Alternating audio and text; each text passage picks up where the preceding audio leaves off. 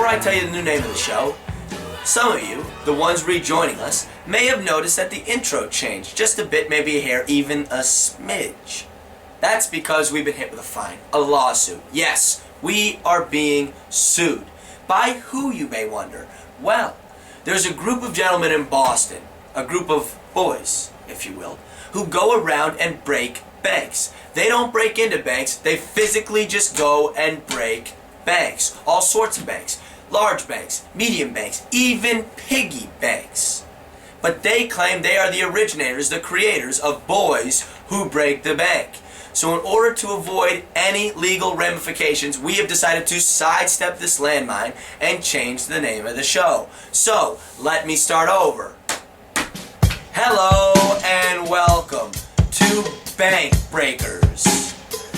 Bank Breakers is now a 2-segment show. This is the first segment of the 2 segments. This segment, you will see NFL commentary on the NFL week that was. A review, if you will, where I bring a humorous side to what happened this week in the NFL. On Friday, we will release the second segment, where I tell you how to spend your FanDuel and DraftKings dollars, where your value picks will be, and how you'll make the most money. Before we do anything, let me tell you how we did this week.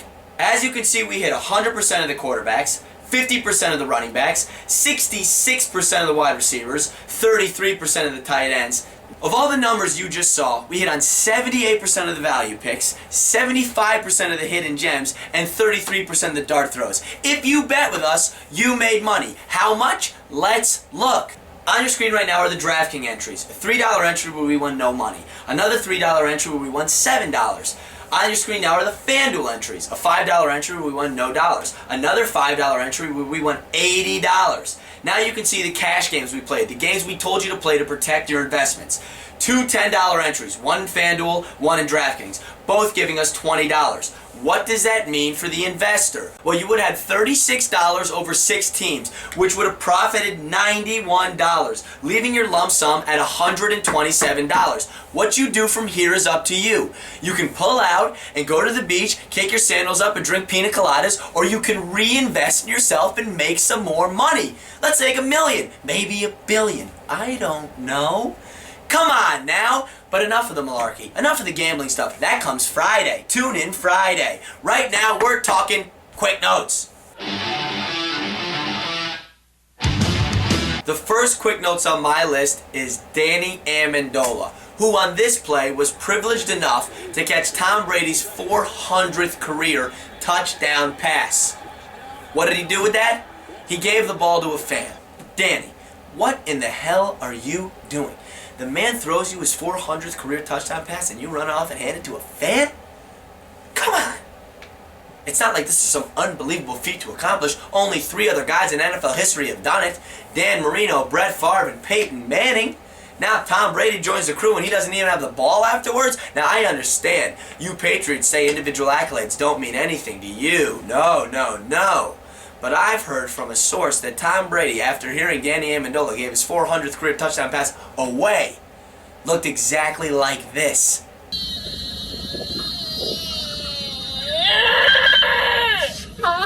Speaking of the AFC East, 2 AFC East rivals played this weekend, Buffalo versus Miami, leading to Buffalo handing Miami its largest home loss since 1966. Miami, a preseason playoff team, now 1-2. This is what Joe Philbin had to say about it. Well, it's the 3rd game of the season. I mean, I wish we were playing better, but we are what we are right now. There's no magic potion. If I had a magic potion, I would have brought it out earlier. No potion. If only Joe Philbin wasn't a muggle, you know?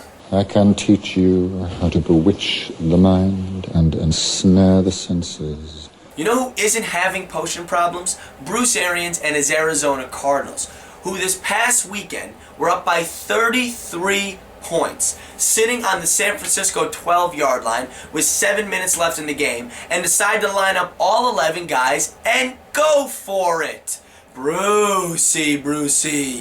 Which left all San Francisco fans feeling exactly like this. Made me lose my marbles! Now that we're done with quick notes, we want to open a new segment called Social Media Blunder of the Weekend. This week's Social Media Blunder of the Weekend doesn't even come from a player, not a coach, nor someone that works in the front office. No. This week's Social Media Blunder comes from the New York Jets tight end coach's son, otherwise known as Jimmy J82. Jimmy J82, after the Jets took a loss to the Eagles, was in the locker room as players were cleaning out their lockers with family and friends when he felt a sudden urge to start tweeting. This whole catastrophe opened with Jimmy J doing this. You can see he tweets a picture of Geno Smith taking a photograph of two fans as he writes, "Bum ass Geno Smith." That would have been fine if it was left there. Geno Smith is a bum ass quarterback. There's nothing we can say. He spoke the truth. Preach, Jimmy J82. But it didn't stop there. Then he went after Crow, Antonio Cromartie, with 2 of his 15 kids. Why, Jimmy J82, are you in the Jets locker room going after Crow? We know he's got a lot of kids. We all saw Hard Knocks. I got Alonzo, who is 5. I have Karis, who is 3. I have my junior, which is 3. I have my daughter, who just turned 3. You see, the difference between bum-ass Geno Smith and Antonio Cromartie is Antonio Cromartie isn't scared to fire back, which he did with this. Why the F you worried about my family? If it wasn't for your dad, you wouldn't be nothing in life. At Jimmy J82, you better watch yourself, son. This should have ended here. Jimmy J82 should have seen that Cromartie was pissed off and tweeted at him. But no. See, Jimmy J doesn't know boundaries. Jimmy J82 doesn't know how to behave himself. So Jimmy J82 had to retweet at Cromartie with this. At Crow31. Yo, F you, Crow, you weak ass bitch. You gonna be playing till you 60 to pay all that child support. Jimmy J82. What in the were you thinking? What was going through your head when you decided that you were gonna go after Cromartie? Your dad works for the team, kid. Your dad works on the team as a tight ends coach. That's not even the best coach on the. That's like the worst position coach on the goddamn team. And you're gonna go after him? What do you think? What are you thinking? Jimmy J82, I wanted so badly to make you the rant of the week. I wanted to fry you. But you know what? I had to put it in perspective. You're just a high school senior. You're just trying to get a little more social media presence. You're just trying to hope that one of the girls in your grade sees it and hopefully you might catch a lay. But what I'm telling you is, don't do this again! Anyways, although that was a mini rant, let's move on to our rant of the week. But they are who we thought they were. Cannot coach with them. Can't do it. Don't talk about it. Playoffs? My rant of the week this week goes out to Andy Reid. Come here, Andy. Come here. Come here, I want to talk to you. Come here. I want to congratulate you, Andy. You finally called a play where a wide receiver on your team caught a touchdown. It's amazing. It's amazing. The last time a wide receiver on your team caught a touchdown in the United States was made up of 13 colonies. Do you know how much time it's been since a wide receiver on your team caught a touchdown? 21 games.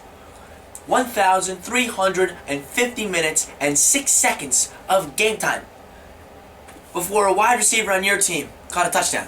And the team you threw it against, the Green Bay Packers, they have 37 touchdowns to wide receivers in that time. 37!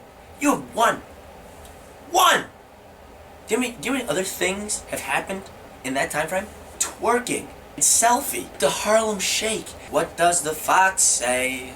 Justin Bieber has been caught pissing in a cleaning bucket at a nightclub, seen leaving a brothel in Brazil, and had to leave a monkey in Germany. Bruce Jenner went from being a man to being a woman before a wide receiver on your team decided to catch a touchdown pass. Now, Andy, what were you doing the whole time? I'm confused. I don't get it. And I'm not the only one going crazy. Look what Twitter has to say. We found water on Mars. Breaking news! A Chiefs wide receiver has scored a touchdown. His name is Jeremy Maclin. It was the first TD pass to a Kansas City wide receiver since the Stone Age. It's over. It's all over. God damn you, Andy Reid. Alright people, that's it. Episode 4. It's come and gone. I appreciate you guys tuning in. I appreciate the views. I appreciate all the love. Now, if you want to make money this weekend, a little dinero, a little spending power, you want to go buy something pretty for yourself, tune in on Friday. Let me tell you how to make money on FanDuel, how to make money on DraftKings. Let me teach you a little bit. We're up on the